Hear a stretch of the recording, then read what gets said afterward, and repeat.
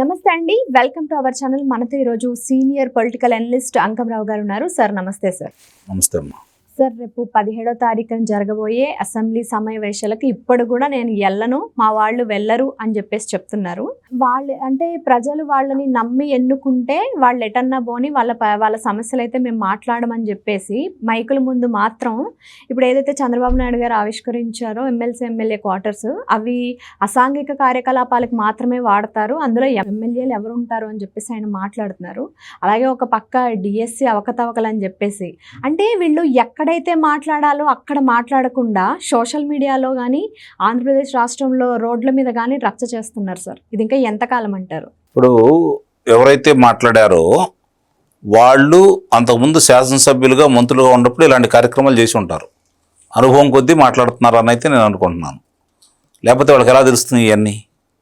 వాళ్ళు అలాంటి కార్యక్రమాలు నిర్వహించి ఉంటారు. ఈరోజు మన రాజధాని ఒకటి ఉంది, మన రాజధాని ప్రపంచ స్థాయి రాజధానిగా గుర్తింపు రావాలి అని చెప్పని అమరావతిని ఈరోజు ఆ విధంగా తయారు చేస్తున్నటువంటి వ్యక్తి నారా చంద్రబాబు నాయుడు గారు. శాసనసభ్యులందరూ ఒకేసారి ఉండేటట్లుగా, అలాగే మంత్రులందరికీ వాళ్ళ గృహ సముదాయాలు ఒకసారి ఉండేటట్లుగా, అలాగే ఏదైతే న్యాయమూర్తులు ఉన్నారో వాళ్ళందరికీ ఒకసారి ఉండేటట్లుగా, ఉద్యోగస్తులందరూ ఒకసారి ఉండేటట్లుగా, అంటే ఎవరికి ఇబ్బందులు ఉండకుండా అందరూ కలిసి ఒకేసారి ఉండేటట్టు విధంగా ఆయన ఏర్పాటు చేసినటువంటి ఈరోజు శాసనమండలి సభ్యులకు కావచ్చు, శాసనసభ్యులకు కావచ్చు, ఉద్యోగస్తులకు కావచ్చు, ఆ భవన సముదాయాలన్నీ కూడా నిన్ననే వాళ్ళకి ఇవ్వడం కూడా జరిగింది. వాళ్ళు ఉంటారా ఉండరా అనేది శాసనసభ జరిగేటప్పుడైనా అక్కడ ఉండాలి కదా. ఆ తర్వాత రాజధానికి వచ్చారనుకోండి, ఎక్కడ ఉండాలి వాళ్ళు?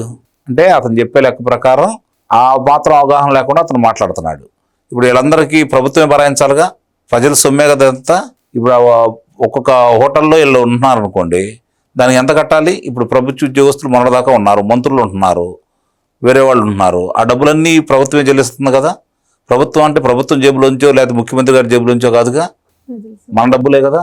అంటే దీన్ని ఆదా చేయాలని కానీ రేపు పొద్దున దాని మీద వచ్చే ఈ ఖర్చులన్నీ ఉంటాయి కదా, ఈ ఖర్చులన్నీ ఎక్కడెక్కడ తగ్గించుకుంటూ వెళ్ళిపోతూ ఉంటే అందరూ ఒకసాట ఒకే చోట ఉండే విధంగా ఏర్పాటు చేశారు. ఇప్పుడు గతంలో కూడా చేసేవాళ్ళు కదా, ఇవాళైతే కొత్త కాదు కదా. హైదరాబాద్లోనూ ఉన్నాడు ఆయన శాసనసభ్యుడిగా ఉన్నప్పుడు.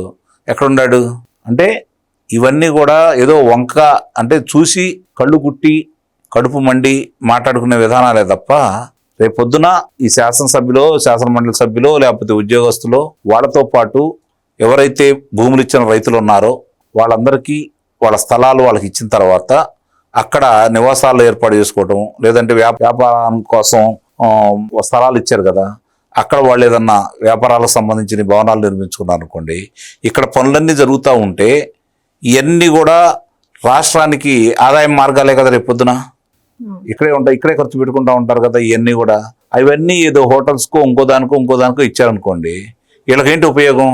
అంటే దానిలో కూడా డబ్బులు కొట్టేయచ్చు వాళ్ళు. అర్థమైందా మీకు? అట్లా ఆదాయ మార్గాలు మాత్రమే చూసుకుంటారు వాళ్ళు. ఇప్పుడైతే శాస్త్రంగా పడి ఉంటాయి కదా, ఇక ఏమేమి మార్పులు చేర్పులు చేయడానికి అయితే వీల్లేదు కదా, తప్పనిసరిగా అక్కడే ఉండాల్సిందే కదా, అందుబాటులో ఉంటారు కదా, ఓసాట అందుబాటులో ఉన్నట్టే కదా. ఇప్పుడు ఒక హోటల్లో ఉంటారు వాళ్ళు, అనుకుందాం కాసేపు, ఒక లాడ్జీ లాంటి అంటే పెద్ద పెద్ద హోటల్లో ఉంటారు అనుకుందాం. వాళ్ళు పలానా గదిలో ఉండాలని చెప్పి ఇప్పుడు వచ్చినా తెలిసింది, రేపు వచ్చేసరి అదే గదిలో ఇవ్వరు కదా వాళ్ళకి. ఏది ఖాళీ ఉంటే వాళ్ళకి ఇస్తారు కదా.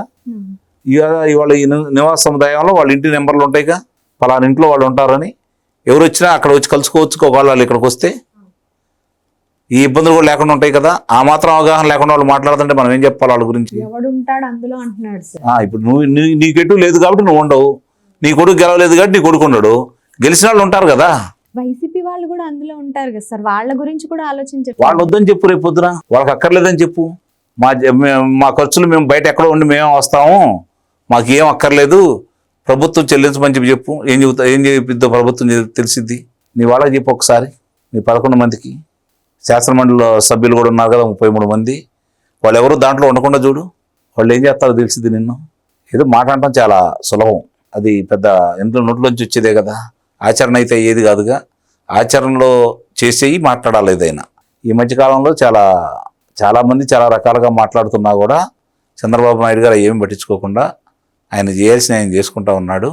ఎవరిన్ని ఇబ్బందులు పెట్టాలని ప్రయత్నం చేసినా, ఆటంకాలు సృష్టించినా 2028 ఆఖరి నాటికి రాజధానికి ఒక రూపం తీసుకొస్తారు. నిన్నే తొలి అడుగు పడింది. సీడాక్సిస్ రోడ్డు కావచ్చు, మరి గృహ సముదాయాలు కావచ్చు, ఇవన్నీ కూడా తొలి అడుగులు పడ్డాయి. మిగిలినవన్నీ కూడా నిదానంగా ఒక్కడొక్కడు తొలగించుకుంటూ ఒక రూపానికి అయితే తీసుకొస్తారని అయితే నేను నిస్సందేహంగా చెప్పగలను. సార్ ఇప్పుడు ఏదైతే వీళ్ళ జగన్ హయాంలో ఉన్నప్పుడు ఏపీపీఎస్సీలో స్కామ్ జరిగిందని చెప్పేసి అందరికీ తెలుసు, సిట్ విచారణ కూడా జరుగుతుంది.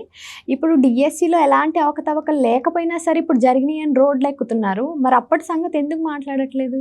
ఎప్పుడైతే ఈ గ్రూప్ 1 పరీక్షలు నిర్వహించారో దాంట్లో చాలా అవకతవకలు జరిగినాయని, మరి హైలాండ్లో ఇవన్నీ పరీక్ష రాసినటువంటి ఇవన్నీ తీసుకుని వెళ్ళి అక్కడ పెట్టేసి 3 సార్లు దాన్ని దిద్దారని, దాని మీద వైట్ మార్కర్ కూడా వేసి మార్కులు మళ్ళీ సరిచేశారని, దాంట్లో లోపాలని అభ్యర్థులు గుర్తించేసి వాళ్ళు న్యాయస్థానానికి వెళ్తే న్యాయస్థానం దాన్ని గుర్తించి ధృవీకరించుకొని 7 ఫోరెన్సిక్ ల్యాబ్ల్లో ధృవీకరించుకొని ఈరోజు న్యాయస్థానం ముందు ఆ సిట్ వాళ్ళు ఇవ్వటం కూడా జరిగింది. రేపు పొద్దున ఆ న్యాయమూర్తి ఏం తీర్పిస్తారో చూద్దాం. సమయం అయితే పడుతుంది కదా, వాళ్ళందరినీ అయితే పక్కన పెట్టారు కదా.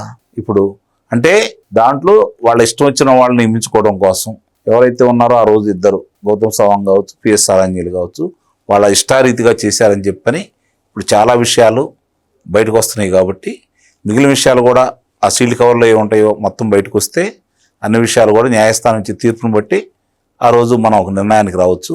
ఇప్పటికైతే అక్కడ ఏదో లోపాలు జరిగినాయి అనేది మాత్రం స్పష్టంగా వాళ్ళకి అర్థమైపోయింది. అంటే బయటకు వచ్చింది కదా సార్, ఇప్పుడు ఏదైతే చౌదరి కానీ వేరే క్యాస్ట్ ఏది ఉన్నా సరే పక్కన పెట్టేసి రెడ్డి అని ఉంటే చాలు, మార్క్స్ తక్కువ వచ్చినా సరే వాళ్ళు అలా చేయాలని ప్రయత్నం చేశారు. వాళ్ళ మనుషులు నియమించుకోవాలని చూశారు. ఇది ఈ రోజు జరుగుతుంది కాదు, వాళ్ళ తండ్రి హయాం రాజశేఖర రెడ్డి హయాం నుంచి కూడా ఇట్లానే జరుగుతూ వస్తుంది. దాన్నే కొడుకు ముందుకు తీసుకెళ్లాడు. ఎందుకంటే వాళ్ళ మనుషుల్ని నియమించుకుంటే ఏం జరుగుతుంది, ఎంతగా వాళ్ళు ఎంత ఉంటారు అనే దానికి మన 2019 నుంచి 2024 వరకు అతను ఏం చేసినా కూడా రెండో మాట మాట్లాడకుండా వాళ్ళు ఎంత విచ్చలవిడిగా ఎంతమందిని ఇబ్బంది పెట్టారో చూసాం. మరి ఈ దోపిడీకి ఎంతగా సహకరించారో చూసాం. కాబట్టి అలాంటి వాళ్ళని పెట్టుకుంటే వాళ్ళు ప్రభుత్వం ఉండాలేకపోయినా వాళ్ళ పనులు జరుగుతాయి అన్న ఉద్దేశంతో వాళ్ళ మనుషులను తీసుకురావడానికి ప్రయత్నం చేస్తున్నారు. ఇది ప్రజాస్వామ్యానికి చాలా గొడ్డలు పెట్టు లాంటిది. చూద్దాం ఇప్పుడు ఈ జరుగుతున్న డిఎస్సిలో మరి ఎలాంటి అవకాశాలు లేకుండా పోయినాయి. వాళ్ళకి పారదర్శకంగా జరిగింది. ముందేమో పేపర్ లీక్ అన్నారు. పేపర్ లేని చాట లీక్ ఏంటో నాకైతే అర్థం కాదు. పేపర్ లీక్ అన్నారు. తర్వాత క్రీడాకారుల కోటాలో వాళ్ళ ఇష్టం వచ్చిన వాళ్ళకి ఇచ్చుకున్నారు అన్నారు. అది కూడా చెప్పారు. దాంట్లో కూడా ఏమీ లేదని చెప్పని అధికారులు వచ్చి భరణి గారు వచ్చి స్పష్టంగా చెప్పడం కూడా జరిగింది. జైన్ గారు చెప్పారు. మరి వాళ్ళు ఏం చేయాలో అర్థం కాక ఈ విషయాలన్నీ రేపు భవిష్యత్తులో రాబోతున్నాయి. కాబట్టి దాన్ని పక్కదారి మళ్లించడం కోసం ఈ ఉద్ధృతం ఎక్కువైద్దేమో, మనం చేస్తే ఉద్యమం జనాలందరూ వచ్చి పడతారేమో, 3 లక్షల మంది, ప్రభుత్వం మీద ఒత్తిడి వచ్చిద్దేమో, అప్పుడు చూసారా మా మీద వీళ్ళ మీద ఎంత వచ్చింది కాబట్టి పాత విషయాలను బయటికి తీశారని చెప్పడానికి. కానీ ఇక్కడ న్యాయస్థానం ఆధ్వర్యంలో జరిగింది, ప్రభుత్వ ఆధ్వర్యంలో జరగలేదు.